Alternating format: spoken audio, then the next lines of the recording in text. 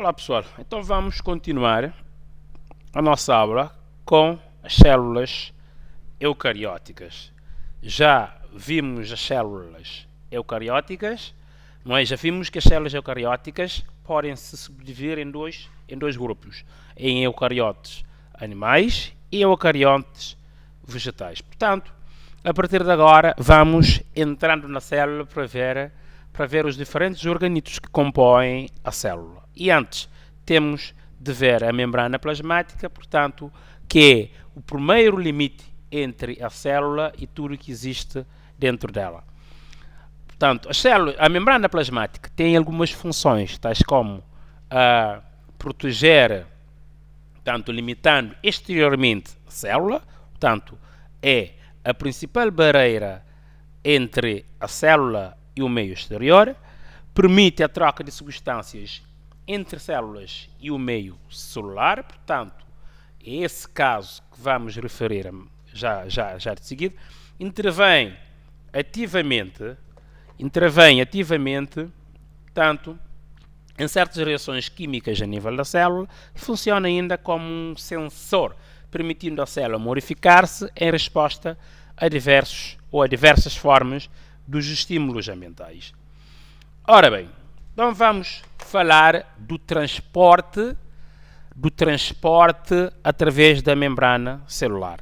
Temos algumas formas de transporte e vamos começar pelo transporte passivo. Portanto, transporte passivo.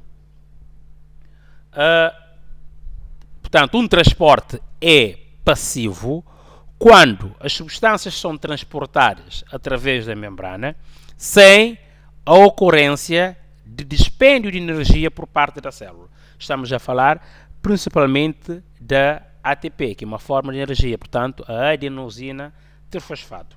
Portanto, o transporte passivo mais simples que se conhece é a osmose, que é transporte de solvente do local de menor concentração em soluto, portanto, o meio hipotónico, para o local de maior concentração em soluto, portanto, o meio hipertónico. Mas para percebermos a osmose, temos de conhecer alguns termos, tipo soluto,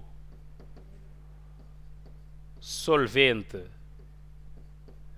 Portanto, o que é isto de soluto? Ou, desculpem, já agora, solvente.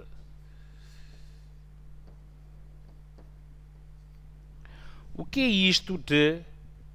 Ou melhor, qual é a diferença entre um soluto e um solvente? Vamos imaginar a água e o açúcar. Quem dissolve quem? Se misturarmos a água e açúcar, temos um soluto dissolvido no solvente. Portanto, o solvente é aquele que dissolve o soluto. Portanto, a água é o soluto e, portanto, açúcar solvente. Então vamos fazer aqui, vamos lembrar um bocadinho de química básica. Se tivermos aqui um recipiente, este recipiente está furado, desculpem. Se tivermos aqui um recipiente com água, tanto o recipiente A,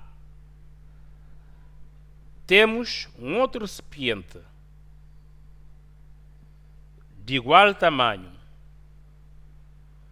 o recipiente B também com água, com a mesma quantidade de água. Se introduzirmos no recipiente A, portanto, se temos um recipiente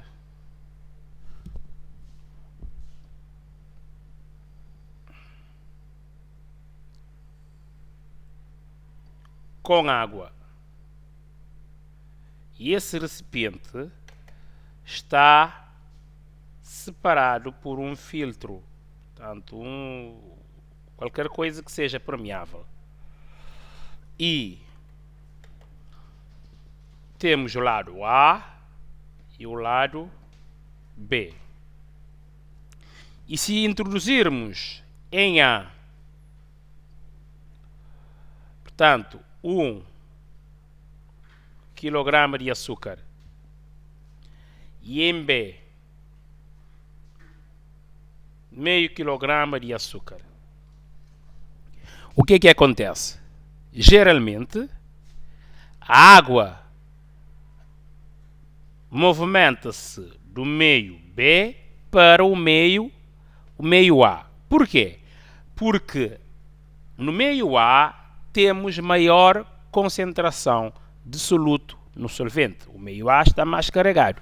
Portanto, tem mais soluto no solvente, o que faz com que a água movimente por osmose para o meio A até atingir um equilíbrio entre A e B. Portanto, neste caso, diz-se que o meio A é hipertônico relativamente a B e o meio B é hipotônico relativamente ao meio A. Portanto, o meio A é hipertônico relativamente ao meio B, porque no meio A há maior concentração de soluto no solvente. E o meio B é hipotônico relativamente ao meio A, porque existe menor concentração de soluto no solvente. Mas se tivermos uma outra tina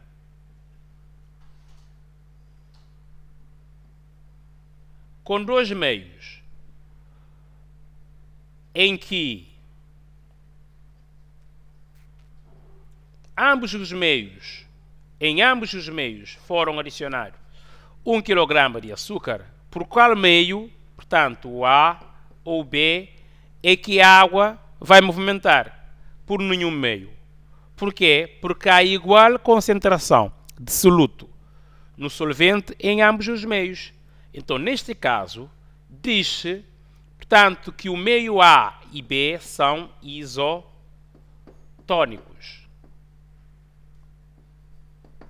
Certo? Ok. Então, vamos comparar isto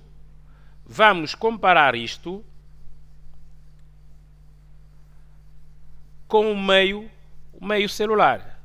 Ora bem, vamos comparar isto ao meio celular. Temos o primeiro caso. Portanto, vamos separando os casos.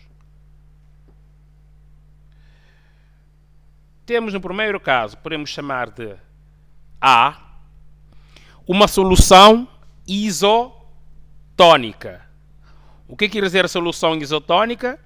Quer dizer que em ambos os meios, portanto, este e este meio, temos igual concentração de soluto no solvente. De acordo com a análise que acabamos de fazer, portanto, a água não se movimenta por nenhum lado. Então, imaginemos que o meio à esquerda, portanto, o interior da célula, e o meio à direita é o exterior da célula. O que acontece? A água nem entra, nem sai da célula. Portanto, temos aqui a membrana plasmática no meio a separar o meio intra e extracelular. Aqui não há movimento de água por osmose. Portanto, vamos ver o segundo caso. Portanto, o caso B, em que temos uma solução hipotônica. Vamos comparar essa solução, portanto, com o caso real, se for uma célula a ser colocada no meio. Portanto, temos a membrana a separar a célula com o meio. O meio intracelular tem maior concentração de soluto no solvente. E o meio exterior à célula tem menor concentração de solvente, tanto no soluto. O que acontece? Isto quer dizer que a água, como está a indicar a seta, movimenta-se por osmose do meio extra para intracelular. E último caso, caso C, tanto temos uma solução hipertónica. O que é isto de solução hipertónica? Isto quer dizer que o meio onde a célula for colocada é hipertónico, ou seja, no meio onde a célula é colocada tem maior concentração de soluto do que no meio intracelular. Portanto, podemos ver que o interior da célula tem menor concentração de soluto do que o exterior da célula. Isto quer dizer que a célula é colocada no meio hipertónico, portanto, no meio em que há maior concentração de soluto no solvente. O que é que acontece aqui? A água movimenta-se por osmose, como está a indicar a seta, do meio intra para extracelular. E vamos ver o que é que acontece em casos práticos. Se uma célula for colocada no meio isotônico, ou seja, no meio onde há igual concentração de soluto no solvente do que no interior da célula, portanto, tanto a célula eucariótica animal quanto a eucariótica vegetal mantém-se com as suas estruturas. No entanto, se uma célula for colocar no meio hipotônico, ou seja, no meio onde há menor concentração de soluto do que o meio intracelular, a célula ganha água por osmose, certo? Portanto, a célula fica túrgida. Portanto, dá-se a turgescência ou arrebentamento da célula se o meio for demasiado hipotônico. Mas isso não ocorre na célula vegetal. Atenção, isto só ocorre na célula animal. Por quê? Porque a célula vegetal possui uma parede celular, portanto, que lhe confere maior resistência, portanto, ao receber muita água, não se arrebenta. No último caso, se uma célula for introduzida no meio hipertônico, ou seja, onde há maior concentração de soluto da célula, portanto, o exterior da célula tem maior concentração de soluto que o interior da célula, a célula perde água por osmose. E neste caso, as células ficam plasmolizadas, ou seja, ficam murchas. Ora bem, uma outra forma de transporte, também passivo, sem gasto ou sem dispêndio de energia, é a difusão simples. O que é isto de difusão simples? Difusão simples é transporte de algumas substâncias também simples, nomeadamente oxigênio do sangue para os tecidos, sem dispêndio de energia. E a difusão simples dá-se segundo o gradiente de concentração, ou seja, do meio onde está, portanto, mais concentrado para o menos concentrado. Portanto, se o interior da célula tiver maior concentração de um dado soluto num solvente e do outro lado tiver menos, portanto, esta substância movimenta-se pela difusão, ou seja, difunde-se sem gastar energia, portanto, para o meio onde se encontrar em menor quantidade. Uma outra forma de transporte, portanto, aqui ainda estamos a indicar algumas substâncias, não é, que podem difundir sem dispêndio de energia. Uma outra forma de transporte é a difusão facilitar. Portanto, estamos a falar agora de um transporte passivo, não é? Portanto, transporte feito com o auxílio de proteínas transmembranárias, designadas canais iónicos ou permeases. O que é que fazem os canais? Portanto, o que é que são os canais iónicos? Canais iónicos são tanto semelhantes a cilindros ocos, estamos a ver aqui, certo? E são formados por várias subunidades de proteínas transmembranárias e estão presentes em todas as células, na membrana plasmática e na membrana dos organelos. Transportam íons de uma forma seletiva, portanto, selecionam os íons a serem transportados. O que é isto de difusão facilitária? Por que chamamos de difusão facilitária? Chamamos de difusão facilitária porque temos essas proteínas, não é? Especiais, que chamamos de permeases, que facilitam essa difusão. Ora bem, a difusão facilitária, portanto, uma forma de transporte passivo, pode ocorrer por canais iónicos dependentes de ligantes, não é? Como em primeiro caso que estamos a ver aqui, temos, portanto, a membrana plasmática, e temos polos positivos de um lado, polos negativos do outro lado.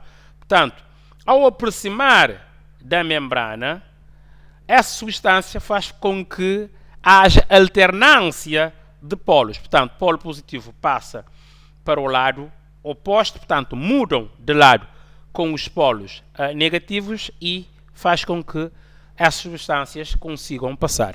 E os canais iónicos dependentes de voltagem funcionam com um ligante, tipo enzima ou cofator enzima. Portanto, temos uma subunidade ligante que vai ligar especificamente aqui nesta zona quando houver estímulo com aproximação, com o aproximar desta substância. Portanto, faz com que o canal abra e haja a passagem dessas substâncias. Ora bem, agora vamos falar do transporte ativo. Transporte ativo, portanto, são transportes de substâncias contra o gradiente de concentração ou gradiente de voltagem e requer gasto de energia. Portanto, efetuado através também de permeases. Agora, diferentemente no caso que estávamos a ver anteriormente, vamos regressar um bocadinho. Na difusão simples, o transporte de substância dá-se a favor a gradiente de concentração, ou seja, as substâncias movimentam-se do meio onde haja mais dessas substâncias para o meio onde haja menos desta substância. Portanto, o que é que diz a gradiente de concentração? Qual é a lei da difusão? Que as substâncias movimentam-se do meio hipertónico, neste caso, para hipotônico. Isto no caso de transporte pela osmose. Mas neste caso, estamos a falar de gradiente de concentração dessas substâncias, que as substâncias movimentam-se segundo o gradiente de concentração, ou seja, onde estão mais concentradas para o sítio onde estão menos concentrados. Isto na difusão simples. Mas na difusão facilite passivo, agora, no transporte ativo, as substâncias movimentam-se contra gradientes de concentração. Imaginemos que temos uma substância qualquer.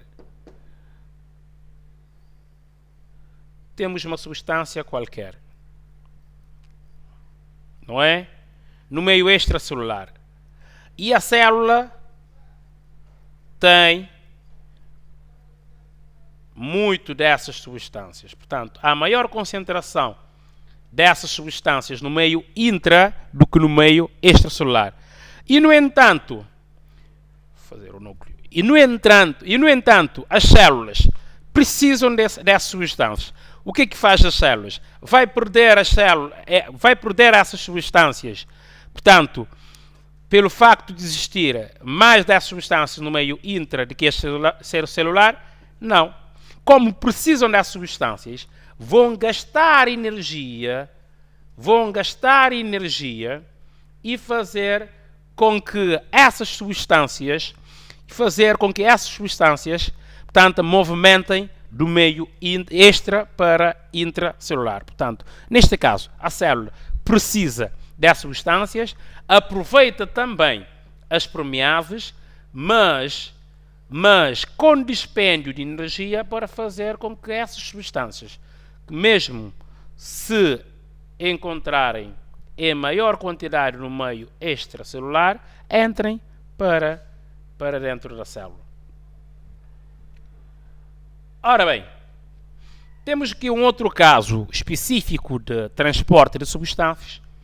Estamos a falar aqui de macromoléculas, maioria de macromoléculas, que são transportadas por transporte que chamamos de transporte de partículas. As células precisam fagocitar certas substâncias, não é? Ou seja, precisam fazer entrar certas substâncias de fora para dentro. Essas substâncias que são grandes, que não dá para ser transportado por difusão, mas também as células precisam excretar algumas substâncias para fora dela. Portanto, quando a célula fazer transportar as substâncias de fora para dentro, chamamos a esse processo de endocitose. E quando a substância é transportada de dentro para fora, chamamos este processo de exocitose. Portanto, como é que ocorre a endocitose? Temos a membrana celular, aqui. A substância a ser endocitada aproxima-se da célula e, por estímulo, dá-se uma invaginação da membrana celular. E a membrana envolve essa substância, faz uma vesícula endocítica que vai transportar essa substância para o seu destino dentro da célula. Portanto, a substância não fica solta porque pode prejudicar, portanto, o funcionamento celular. Endocitose pode ser por fagocitose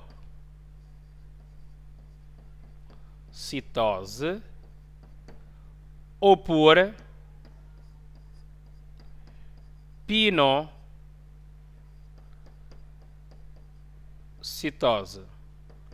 Portanto, diz-se fagocitose quando as substâncias que foram endocitadas não são solúveis, e pinocitose quando as substâncias endocitadas são, portanto, solúveis. Portanto, vamos ver a forma como ocorre a exocitose. Portanto, temos uma vesícula secretora aqui, que tem a substância que a célula precisa mandar para fora. Essa vesícula, não é? Vai migrar para a proximidade da membrana plasmática. E vai ligar na membrana plasmática e, portanto, vai formar uma abertura para fora e, portanto, fazer o que chamamos de lançamento dessas substâncias para fora da célula. É tudo, muito obrigado por hora.